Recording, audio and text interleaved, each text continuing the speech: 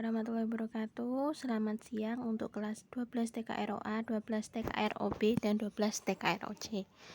Hari ini Bu Alfi akan melanjutkan materi yaitu cara menyajikan data dalam histogram. Kemarin kita sudah belajar bagaimana cara menyajikan data dalam tabel distribusi frekuensi. Nah, selanjutnya adalah dengan cara histogram. Langsung saja, ini adalah tabel distribusi frekuensi dari video sebelumnya. Kita akan merubah dalam bentuk histogram ya. Histogram kita sediakan seperti biasa, yaitu grafik ya. Nah, grafik ini di sini kita horizontalnya kita tulis skornya, kemudian yang vertikal ini kita tulis frekuensinya ya.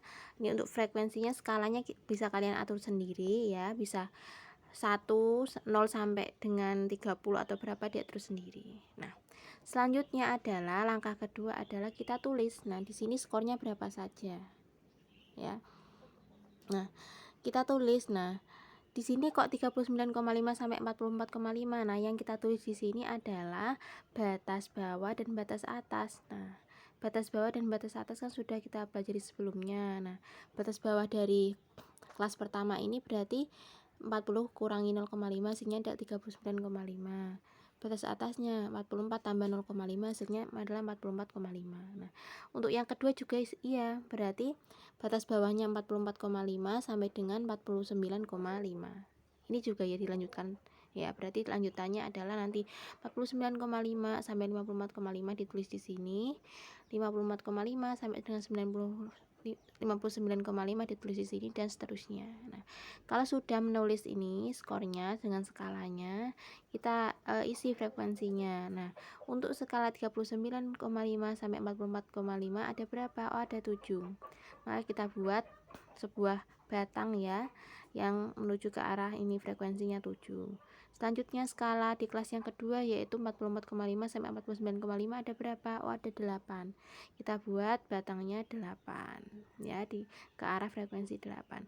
Begitu selanjutnya sehingga terbentuklah seperti ini. Nah, seperti ini dinamakan histogram. Nah, bedanya dengan diagram batang adalah di bagian ini, bagian intervalnya. Kalau diagram batang tidak ada intervalnya. Ini tapi kita menggunakan interval. Nah, begitu ya. Begitu cara untuk membuat histogramnya. Nah, selanjutnya Bu Alfi lanjutkan yaitu poligon ya. Bagaimana cara menyajikan data dalam poligon? Nah, untuk poligon ini cara membuatnya sangat mudah sekali. Nah, setelah kita membuat tadi ya, membuat yang namanya histogram, nah bisa kita rubah jadi poligon ya, atau cara membuat poligon sama seperti histogram. Bedanya adalah kalau histogram itu adalah bentuknya batang, tapi kalau poligon itu bentuknya garis, seperti diagram garis itu loh ya. Nah, jadi kalau kita sudah punya histogram, kita tinggal ambil titik tengahnya. Ini titik tengahnya dari batang ini yang ketiga, batang yang keempat, batang yang kelima, diambil titik tengahnya, lalu dihubungkan dengan garis. Nah, garis yang menghubungkan inilah yang dinamakan dengan poligon. Berarti nanti di bagian poligon frekuensi, di bagian bawahnya ada skalanya ya. Nah, kemudian ini ada garis penghubungnya seperti itu. Nah, kalian bisa cari referensi atau browsing lebih detail lagi mengenai contoh-contoh poligon frekuensi ya. Selanjutnya setelah poligon frekuensi itu ada dua, yaitu poligon kumulatif kurang dari dan poligon kumulatif lebih dari. Bu Alfi akan jelaskan cara membuatnya ya. Untuk poligon kumulatif kurang dari berarti kita ambil data kurang dari. Data kurang dari itu kita ambil, berarti kita ambil itu batas atas ya. Kalau kita poligon kumulatif kurang dari, kita ambil batas atas ya. Kita ambil batas atas ya, kita ambil frekuensi kumulatif kurang dari. Jadi untuk membuat poligon kumulatif kurang dari, kita ambil frekuensi kumulatif kurang dari, dan ini batas atasnya. Nah, ya. Berarti kalau ini batas atasnya berarti 44,5, ini 49,5, berarti ini 54,5. Nah, di sini tulisannya adalah data kurang dari, membacanya data kurang dari 44,5 ada 7. Nah, berarti ditulis data kurang dari 44,5 ada tuh 7 di sini. Data kurang dari 49,5 ada berapa? Ada 15, ditulis. Data kurang dari 49,5 ada 15. Data kurang dari 54,5 ada berapa? 27, ditulis. 27. Nah, sampai seterusnya yaitu data kurang dari 79,5 ada 100. Nah, ini dinamakan polygon kumulatif kurang dari, ya, bentuknya ke arah naik ini ya. Nah, ini namanya polygon kumulatif kurang dari. Nah, selanjutnya adalah polygon kumulatif lebih dari. Nah, kalau polygon kumulatif kurang dari kita menggunakan frekuensi kumulatif kurang dari. Kalau polygon kumulatif lebih dari kita gunakan frekuensi kumulatif lebih dari. Berarti yang digunakan di sini adalah nanti batas bawah ya. Nah, ini berarti batas bawahnya yaitu 40 kurangi 0,5 39,5, 45 kurangi 0,5 44,5. Nah, membacanya berarti data yang lebih dari 39,5 ada berapa? Ada 100, ditulis ada 100 ini ya.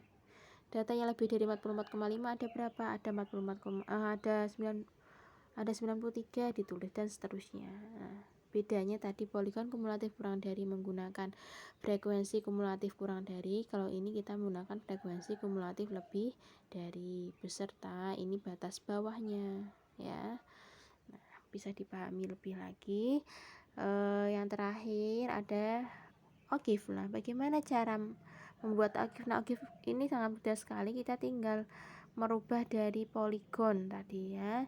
Jadi kalau sudah ada ini polygon kumulatif kurang dari, bisa kita ubah menjadi OGIF positif. Nah, OGIF positif itu bentuknya grafiknya naik ya. Nah, caranya bagaimana? Tinggal kalian hubungkan dengan garis halus. Ini garisnya kan masih agak tegak-tegak. Nah, kalau OGIF itu tinggal hubungkan dengan garis halus, lebih halus lagi.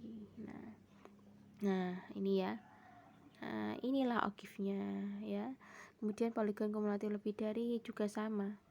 Jadi ini kita buat garis yang lebih halus, yang lebih mulus lagi. Nah, jadi inilah OGIF negatifnya, arahnya ke bawah ya, OGIF negatif. Seperti itu. Kemudian ini Bu Alfi ada sebuah tugas, nanti Bu Alfi akan buka pengiriman tugasnya di Google Classroom ya. Ini namanya tugas portofolio 1 ya. Yang pertama, buatlah tabel distribusi frekuensinya. Kedua, buatlah histogramnya. Buatlah poligon frekuensinya. Buatlah poligon kumulatif kurang dari, poligon kumulatif lebih dari, OGIF positif dan OGIF negatif dari data berikut. Bisa dikerjakan di kertas HVS, folio ataupun buku tulis. Nah, selamat belajar. Wassalamualaikum warahmatullahi wabarakatuh.